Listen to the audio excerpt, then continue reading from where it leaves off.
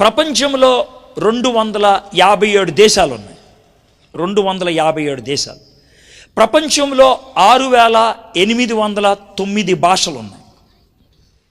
భారతదేశంలో 1652 భాషలు ఉన్నాయి. ఈ భాషలన్నిటిలోకి బైబిల్ తర్జుమా చేయాలని పూనుకున్నారు. ప్రపంచంలో అతి ఎక్కువ భాషల్లోకి తర్జుమా అయిన పుస్తకం బైబిల్. పూర్తి బైబిల్ తర్జుమా అయ్యింది 452 భాషల్లో. 452 భాషల్లో ఈనాటికి. కొత్త నిబంధన తర్జుమా అయింది 1334 భాషల్లో. బైబిల్లో ఒక్క పుస్తకమైన తర్జుమా అయింది 1500 భాషల్లో. ఒక్క పుస్తకమైన, అది యోహాను సువార్త అవ్వచ్చు, మార్కు సువార్త అవ్వచ్చు, ఒక్క పుస్తకమైన. బైబిల్ ప్రస్తుతం తర్జుమా అవుతున్నటువంటి భాషలు 1838 భాషల్లో బైబిల్ తర్జుమా అవుతూ ఉన్నది. కోయ భాషలో పాత నిబంధన ఇంకా పూర్తి కాల. బంజారా భాషలో ఇంకా కొన్ని భాగాలు ఉండిపోయాయి. మీరు అరకు ఆ ప్రాంతాల్లోకి వెళ్తే గదబా అనే భాషలో బైబిల్ తర్జుమా అవుతుంది. ఆదిలాబాద్ దగ్గరికి వెళ్తే కొర్కు అనేటువంటి భాషలోకి బైబిల్ తర్జుమా అవుతూ ఉన్నది. ఈ భాషల్లో బైబిల్ ఇంకా తర్జుమా. మన ఈ చుట్టుపక్కన ప్రాంతాల్లోనే 4 భాషల్లోకి బైబిల్ ఇంకా పూర్తి కాలేదు. ఈ విధంగా ప్రపంచవ్యాప్తంగా 1838 భాషల్లో బైబిల్ తర్జుమా అవుతూ ఉన్నది. ప్రపంచంలో అతి ఎక్కువ భాషల్లోకి తర్జుమా అయింది బైబిల్. ఒక సెంటెన్స్ అతి ఎక్కువ భాషల్లో తర్జుమా అయ్యింది యోహాను సువార్త 3వ అధ్యాయం 16వ వచనం. దేవుడు లోకమును ఎంత 4332 భాషల్లో తర్జుమా చేశారు ఆ ఒక్క సెంటెన్స్. 4332 భాషలు. ఇది పరిస్థితి. అతి ఎక్కువ భాషల్లో. భారతదేశంలో అతి ఎక్కువ భాషల్లోకి తర్జుమా చేసినటువంటి వ్యక్తి విలియం కేరీ. విలియం కేరీ చెప్పులు కుట్టుకునేటవాడు. విలియం కేరీ నవంబర్ 11వ తారీఖు 1793 సంవత్సరంలో భారతదేశంలో అడుగుపెట్టాడు. భారతదేశంలో 36 సంవత్సరాలు ఉన్నాడు. 36 సంవత్సరాల్లో 44 భాషలు నేర్చుకున్నాడు. 44 భాషలు. మనకు ఒక్క భాష కూడా చక్కగా రాదు. మనోడు 44 భాషలు నేర్చుకున్నాడు.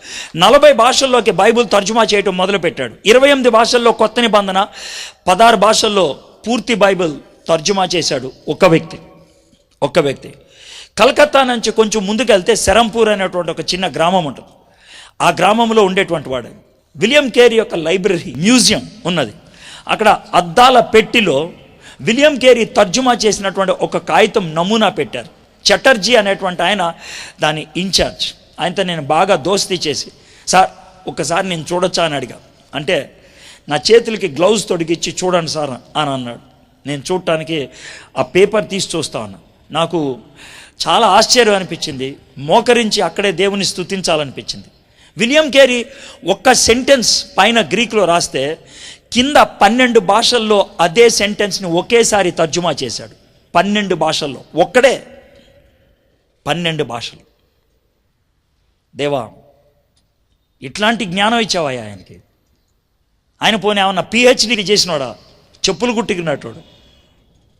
కానీ నా చేతిలో బైబిల్ పెట్టాలని ఎంత తప్పించాడు. ఆయన బైబిల్ నా చేతికి ఇవ్వడానికి ఆయన పడినటువంటి బాధలు చదివినా వినినా కరుక్కుపోతుంది. ఒక దినాన్న 236 పేజీలు ఆయన ముద్రించాడు ప్రింటింగ్ ప్రెస్లో. ముద్రిస్తూ ఉన్నప్పుడు ఎవరో కబురు పెట్టారు. ఏమన్నా తెలుసా?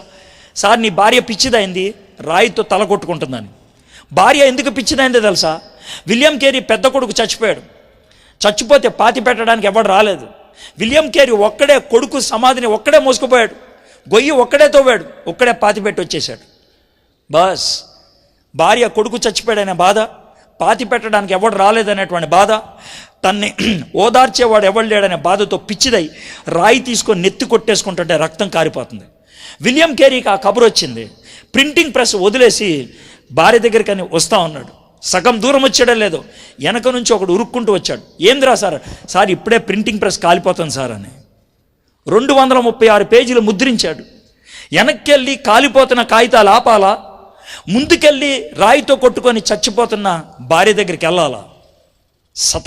అవుతూ ఉన్నాడు. అలాంటి పరిస్థితుల్లో నా చేతుల్లో బైబిల్ పెట్టాలని ఆయన పరితపించాడు. సిపి బ్రౌన్ కడప జిల్లాకి కలెక్టర్గా ఉండేవాడు. ఆయన యొక్క సహాయంతో విలియం కేరీ తెలుగు బైబిల్ని మన చేతికి అందించాడు. 1818లో కొత్త నిబంధన, 1821లో పాత నిబంధన, రెండు ముద్రించి మన చేతుల్లో పెట్టారు. సిపి బ్రౌన్, విలియం కేరీ వీళ్ళ యొక్క సహాయంతో అద్భుతమైనటువంటి పరిచర్య. ఈ మాటలన్నీ మీకు ఎందుకు చెప్తున్నానంటే, బైబిల్ మన చేతికి రావడానికి చాలామంది శ్రమించారు, చాలామంది కష్టపడ్డారు, ప్రాణం పెట్టారు. బైబిల్ చాలా విలువైన పుస్తకం.